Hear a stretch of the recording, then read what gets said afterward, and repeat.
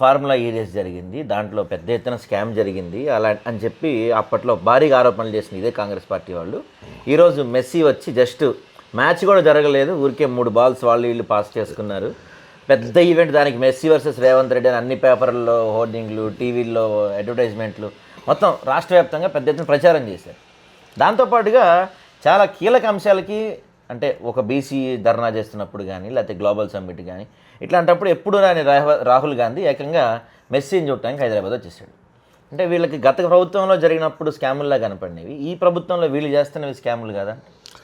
అంటే గోబెల్స్ ప్రచారం చేయడము, రెండవది అలివి కానీ హామీలు ఇవ్వడము, మూడవది ఏదో ఎదుటోళ్ళు చేస్తేనేమో వ్యభిచారం, తను చేస్తే మొత్తం సంసారం అన్నట్టు ఈరోజు కాంగ్రెస్ నాయకత్వం ఉంది. నిస్సిగ్గుగా రాహుల్ గాంధీ గారు అశోక్ నగర్ వచ్చి నిరుద్యోగులతో మాట్లాడిచ్చిన హామీలు ఎక్కడ పోయినాయి? ఆటోలో కూర్చొని ఆటో డ్రైవర్లతో మాట్లాడి ఆటో డ్రైవర్లకు ఇచ్చిన హామీలు ఎక్కడ పోయినాయి? 12,000 సంవత్సరానికి ఇస్తానని చెప్పిన హామీలు అటుకెక్కిపోయినాయి. తర్వాత ఫార్ములా ఈ కార్ రేస్ విషయంలో ఓన్లీ దేశంలోనే తెలంగాణ రాష్ట్రము 150 దేశాలకు పరిచయం చేయడమే కాకుండా ఎలక్ట్రిసిటీ వాహనాలను ఇంట్రడ్యూస్ చేయడానికి ఒక చక్కటి కార్యక్రమం చేశారు. దాదాపు 150 దేశాలు దాన్ని వీక్షించడం, దాదాపు 700 కోట్ల రూపాయల బిజినెస్ జరిగినట్టు ఆనాడు చరిత్ర చెప్తుంది.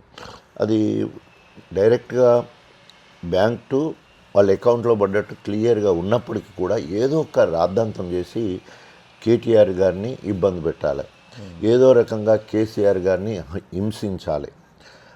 అట్లా అని లగచెర్లలో కేసు అయితే అక్కడ A1గా పెట్టే ప్రయత్నం, అదేవిధంగా ఫామ్ హౌస్ విషయంలో వాళ్ళ ఫ్యామిలీ కుటుంబ విషయాలు జరిగితే అక్కడ ఏదో డ్రగ్స్ అని చెప్పేసి కార్యక్రమం, ఇట్లా అనేక రకాలుగా ప్రభుత్వం వాళ్ళ చేతిలో ఉంది. కాబట్టి రేవంత్ రెడ్డి ఏమో ఓటుకు నోటు విషయంలో రెడ్ హ్యాండెడ్గా దొరికిన దొంగ, దానికి ఆయన జైలుకి పోయిండు.